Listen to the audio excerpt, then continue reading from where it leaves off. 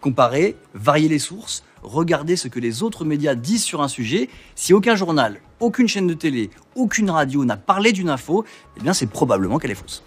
Our ads of the last few weeks, different from what you usually see, have tried to raise questions we feel are extremely important. As the first generation of the technological society, we have been acted upon by forces of such power that few, if any, of us can understand. Extensive information gathering on every American, human experiments with drugs and psychosurgery, electronic surveillance, the era of the computer, invasion of privacy, growing government and corporate power over our lives, a people plagued by dehumanization, loneliness, and violence. Dramatic? Perhaps. But we are losing control of our technology and our lives. Not so long ago, people in a similar situation did not awaken to the forces around them. Are we so unwise as to do the same? 1974, le cinéaste américain Godfrey Reggio lance une campagne médiatique alertant sur l'ingénierie sociale et l'utilisation de la technologie pour le contrôle des comportements. Réalisée pour l'IRE, Institut pour l'éducation régionale, et sponsorisée par l'Union américaine des libertés civiles, elle lui permet de tester une première forme de narration sans récit et de valider une intuition. Pour capter l'attention d'un public sans cesse sollicité, il faut s'inscrire dans la culture de masse par le biais de l'image. Cette campagne multimédia d'intérêt général, dénonçant le nouvel ordre mondial avant l'heure, se composait de panneaux d'affichage, de publicités pleine page dans les journaux, mais ce sont les spots publicitaires diffusés sur les chaînes de télévision locales du Nouveau-Mexique entre 1974 et 1975 qui furent les plus notoires. En voici quelques-uns.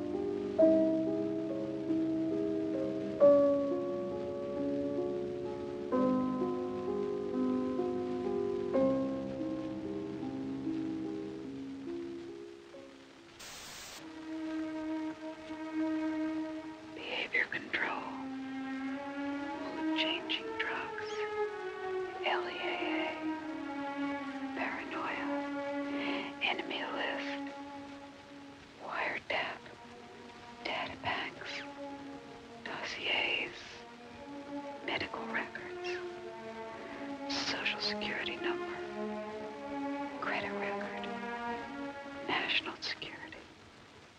Qu'est-ce qu'on va faire concrètement ?